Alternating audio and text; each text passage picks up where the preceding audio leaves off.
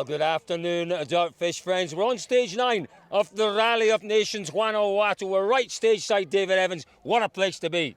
Is there a better place in the world, Colin? I don't think there is. Here he goes, Mads Osberg first on the road. Let's watch Mads Osberg around this reasonably tight, downhill, slippery hairpin. Here we go.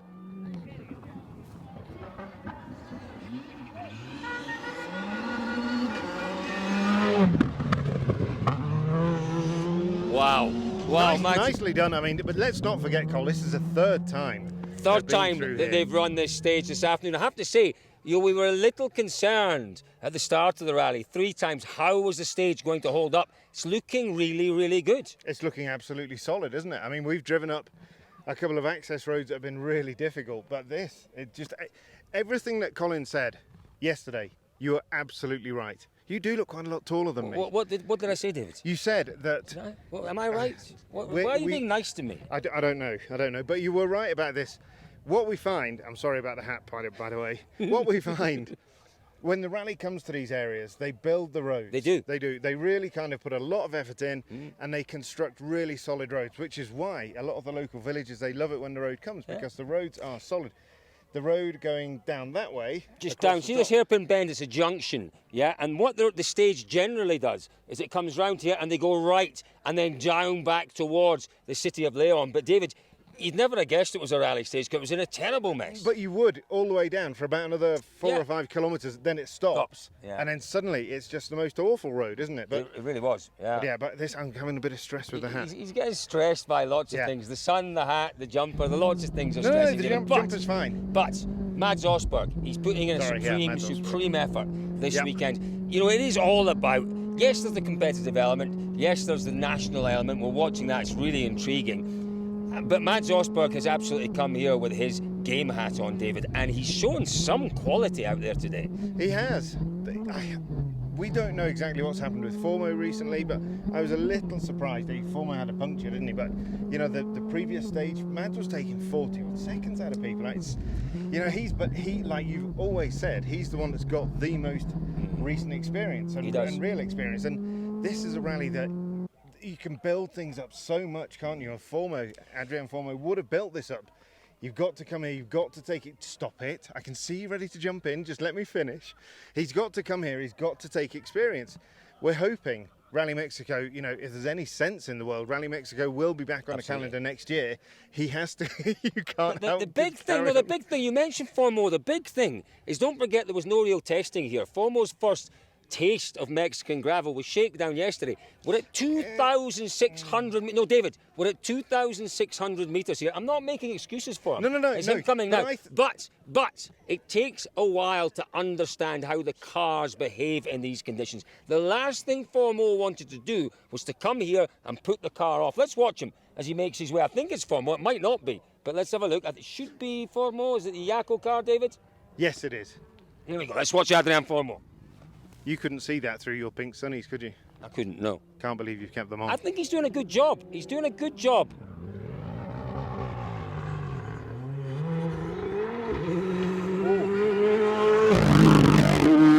Wow. Quite a lot wider there, wasn't he? Well, a lot wider, and this is the thing. This is the thing. You're about to be engulfed by a dust cloud. It's the experience or the lack of experience. Mads Osberg in nice and tight, knowing that if he drifted a little bit wide, he would struggle for that power to pull him back on. So he goes nice and tight in, lets the car drift, not having to try and force it back again. Formo's learning these things. You almost sound like you know what you're talking about. I do. I've been here a few times. See, but if I hadn't seen, if I hadn't seen you in action at Dirtfish. Sounds awfully rude, doesn't it? No, I was talking more about. Shall we just talk briefly about our time in Dirtfish when we both had to go in a Subaru WRX? Let's not. It's not relevant to Mexico. Adrian Formo. But my point was, I think you can build up the preconception of what this event is, how rough it is, how difficult it is, how hard it is on the tyre, and you come into the event on the back foot. And I think there's an element of that with Formo, that yes, he's got to take the experience here, but also it's quite a big deal in his mind that, you know, it's a tricky rally, it's almost safari-esque in places. We've driven pretty much all of these stages in the last 3 or 4 days. We have. They are smooth. You know, it's they're smooth, but they're. No, that's smooth, Cole. Three times later, that's smooth. They're smooth. You know, if you have a look at our preview video, you'll see just how smooth the stage as well. But they are prepared stages. As David mentioned earlier on, the legacy of the rally here is that they do put a huge effort into building these roads up. And what happens when you build the roads? You're building it with rubble, you're building it with gravel. In amongst that rubble and gravel, there are big rocks, big rocks. And we've heard it a few times already, a few punctures, they get pulled out. Yeah. He's learning, David. I have no issues with Formo's performance today. No, really definitely important. not. He's doing a good job. He's doing a sensible job. He's doing a really sensible job. He's doing the job he's here to do. But what Formo has demonstrated, he's demonstrated two things, I think, in the past year. One is he's got exceptional talent. There's no question about that. The pace is there. The other is that he's got, at times, uncontrollable impatience.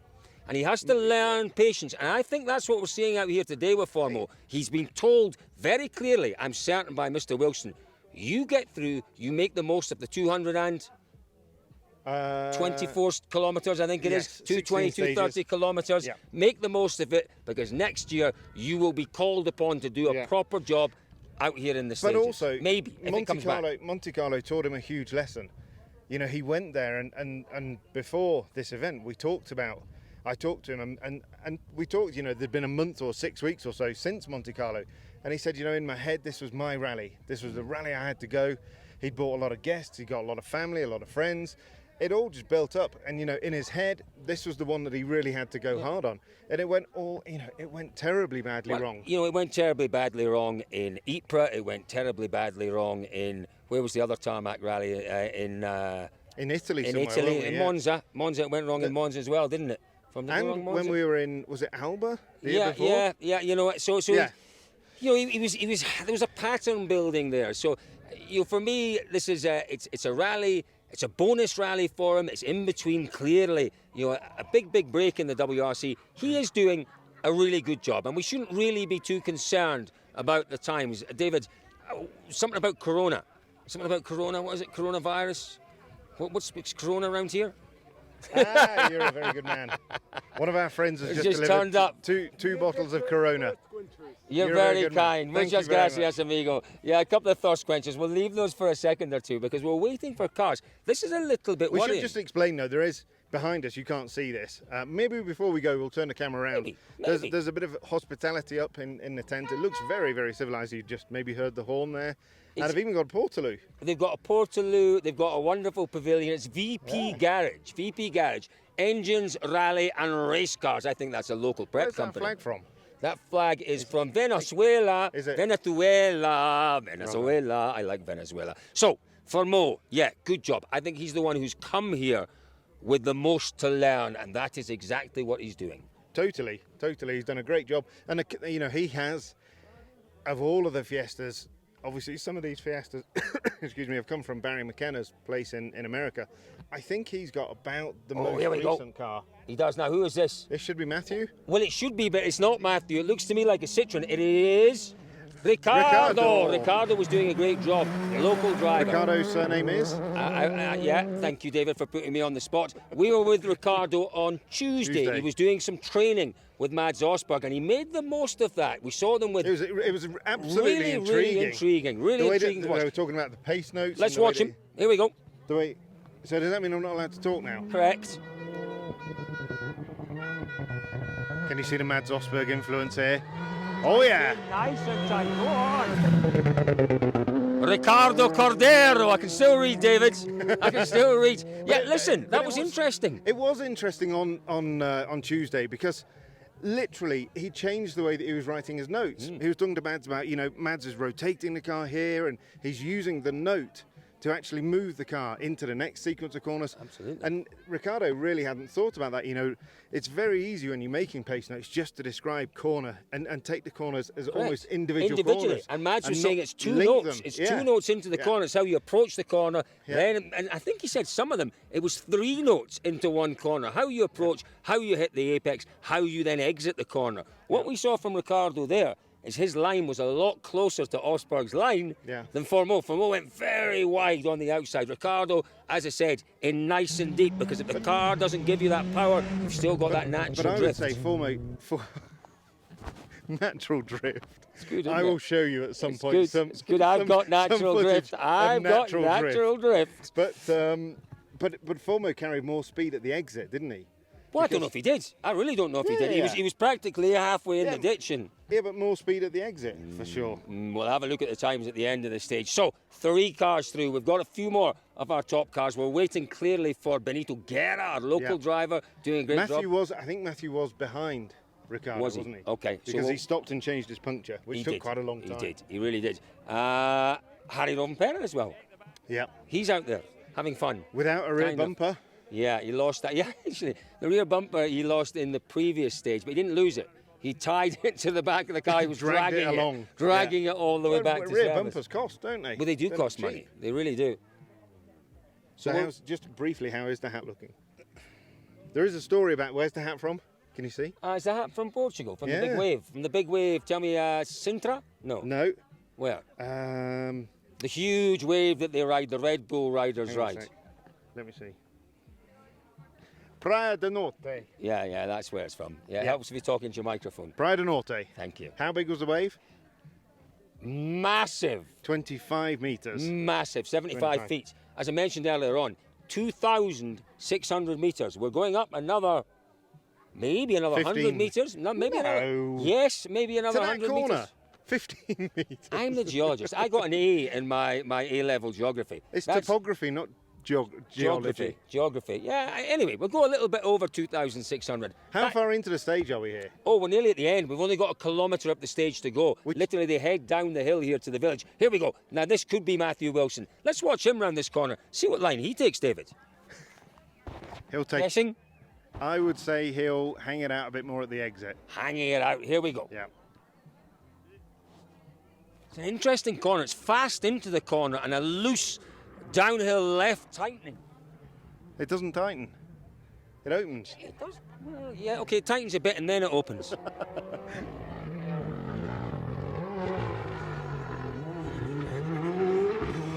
Nice line. Nice line. What you got there, just as he was coming into the corner, did you get that sharp blast of throttle? Because you can hear the anti-lag, no anti-lag, sharp blast of that. That's to spin the wheels again, just to rotate the car into the corner. And he did that just about at the top of the hill there. I could see that, almost a little, you wouldn't call it a flick, a Scandinavian flick, but it was just to unbalance it. It literally just starts the wheels to spin and it turns the car in, which...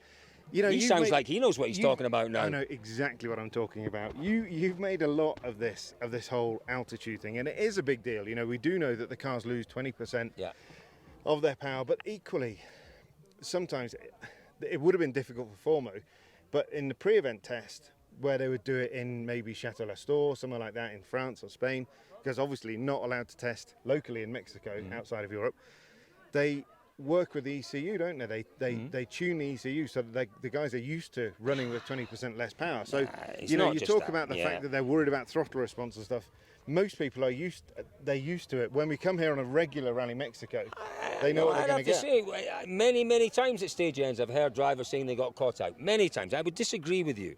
I would respectfully disagree with you on that one, David Evans. I really would. Drivers do get caught out. Teams get caught out. Remember when we came here first with the 2017 cars? You know, the fuel feed problems. Remember that? The fuel feed problems, and it was... No, inevitably, I think, absolutely, because it's not... You have a subconscious response, don't you, most drivers now, when they come to a corner and they commit the car to it. Yeah, of course. When you're in a bit of a panic and you're relying on the throttle, the instantaneous, to pull you through, and it's not there, you do get caught out. But if everything's going to plan... These drivers are pretty sensible most of the time, and they do know what they've got, I would say. But Formo doesn't. What I would also say, though, is that these drivers are on the limit most of the time.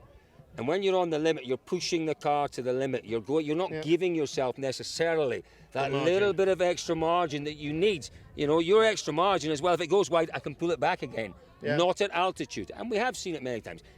I think David is correct in a manner. I think I am correct in a manner. So we agree to disagree. What did we had a big argument yesterday. Oh, we've had lots of big arguments. But I was right. So, do you remember when Petter Solberg, you're watching this, obviously you will remember pushing your car up into service. We were both right there as well. We were both right there. I was definitely right. So he pushed the car up. Correct. And I've always maintained that aspect of the Polyforum service park has changed. You said absolutely not. I know it's changed, but what I said, that the problem for Petter was, yes, that ramp heading along. But then that final ramp, but up it wasn't. into That wasn't. Did he not get that far? No, he didn't get that far because they built this. Naturally, there was this kind of ramp up into it, but they changed it completely and leveled it all out. There you so go. I was right. Yeah, he probably was right. Yeah. So basically, what we're seeing now is long gaps. Yeah. Because as you said, we're close to the end of the stage. So they were starting at 2-minute intervals. Yeah, exactly. Harry, I'd have to say, I think he's been a little shell shocked today by really the demands of it. Don't forget, I don't know how old Harry is. He is early 50s, mid-50s? Early 50s. He's not driven for many, many years. The technology in these cars has moved on. The cars are perhaps a little more demanding to drive. No. It's nothing to do with that, Cole. The technology in that car has taken a massive step back from what. That's true. Actually, that's true. That's true. Here we go. Here he comes. That is not Harry. That's Benny. Benny Guerra, the local favourite. We'll go back to that in a second because David is right. Nothing to do with technology, but I think the demands of the rally are certainly telling on Harry Rovanpera. Guerra is going well though. Better than his father now. Really tidy. Yeah. Really tidy. Guerra knows the stages. He knows all of the concerns, all of the issues, all of the challenges of Rally Mexico. He does. Sadly, he just mentioned Benito Guerra Sr., his father. You did. I never did. What did we think it was? So Benny Guerra, it looks like a turbo problem. Turbo. We saw him on the back of a truck being taken out of the Otates stage after, I think, the second pass. Really unfortunate because Benito Guerra Sr. You can't call Senior Benny. Mr. Guerra Senior. It's his first international rally, doing really well. Loved last night, loved this morning. Out this afternoon. He'll be back, I'm sure. He'll be back tomorrow morning, yep, and the Super Rally. But fantastic to see the response to Benito Guerra, both of them last night, and Francisco Name. Brilliant in the ceremonial start and in Guanajuato. We were talking briefly before about Harry Rovanpera, and we must go back to it. Yeah. Because I was correct. No, you were correct, but I think he has been. No, I tell you what it is, Cole. It's the heat, and it's the heat. Yeah. It's just you cannot begin to imagine how hot it gets in these cars. Well, yeah. I mean, it's just ridiculous. We've driven. What's our car called? We've got that thing there, a Tahoe. It's just it's enormous. Massive. It's the size of a small house. Actually, I said to David, when we come back next year, we're not going to bother with the hotel. We're just going to rent a Tahoe and sleep in the Tahoe. It's massive. Huge, and we've had the aircon on. It's been very comfortable. Yeah. But in these cars, the temperatures are getting them towards sort of 50, 60 degrees. Yeah. And you could see it when Harry came out of the last stage. The poor fellow was bathed in sweat. He was struggling a little bit. And do you know that the sad thing is that he is Harry Rovanpera. He gets behind the wheel, the lights turn green, and he wants to go as well as he can. But he also wants to really enjoy himself. And I don't think he's quite found that balance yet, has he? And the difficulty is that he hasn't driven, as we've said, competitively for such a long time. And he's now getting to the point that he wants to commit a bit more. He wants to go a bit harder. But he's now going to have to commit to the notes. And that's when it's a real step, isn't it? Well, and don't forget, he's doing English notes. There's a mix, I think, of English and Finnish in those notes. So it's a whole new system for him. It's a co-driver that he's known for many, many years, but he's never co-driven with before. It's a system he's never used before. I imagine it will be a relatively simple system they're using, David. So there won't be a massive amount of info. You compare his notes to, say, to Osberg's notes, for example, Mads Osberg's notes. And if Osberg's using 20 pages, Harry will be using 10. 7 or 8. 10 maybe. No, maybe. A lot less to try and keep it relatively simple. But it's just great to see him back. Oh, it's magnificent. It's magnificent. And we shouldn't have to wait too long now. He is, without a doubt, one of the nicest guys as well. You know, we've known him for more than 20 years. Yeah. Never a bad word to say about him. And I've got to say the same for his son Callie, who's leading the World Rally Championship. Quite remarkable, isn't it, to think that Callie Rovanpera is leading? And you and I were talking about this the other day. You actually said, and you wouldn't say it publicly, so I'll say it for you. Good after Lord, 2 where rounds, are we going now? After 2 rounds, maybe the championship is now Rovanpera's to lose. I agree with you. I agree with you. I agree with you. It could well be. You know, Elvin's right on the back foot now. Yes. And pressure. Going into Croatia, what does Elvin do? How do you approach that? You need points desperately. You've got to be consistent. He has to win. But you've got to win. He has to win. He has to start taking. Elvin has to start reducing that gap. The only way to reduce that gap is to finish in front of Rob, not to win, to finish in front of Rovanpera. So that has to be his objective, rally by rally, till the end of the season. And even if he does that, Not sure there's a guarantee that he'll still win. I think Craig Breen, if Craig gets himself together with a win in Croatia, he can be right back up there. Yeah. It is difficult still to see the Hyundais recovering from their really difficult start. Yeah, it could be. And what could be interesting is what we're hearing some fairly strong rumours. We don't know the lineups yet for Portugal, but we're hearing that perhaps we'll see in Portugal both Loeb and Ogier back. Which again, great is starting another positions. curveball, isn't it? Another curveball, yeah, in terms of the championship. I can hear Harry. Jari It's getting hot for poor David. It's getting hot. That beer's looking good. It's looking very good, isn't it? Here we go. Please let it. Yes, it's Harry Rovanpera. I don't know how much of this you can see, guys. Hopefully you can see a little bit of it into this corner. Let's watch and enjoy for the first time in 12 years or so. Rovanpera competing. 20 years ago, he won this event.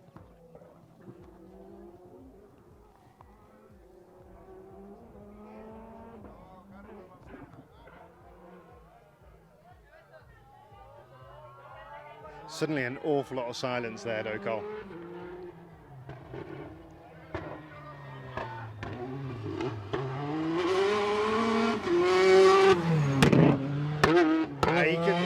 You can see there's not the commitment there, is there?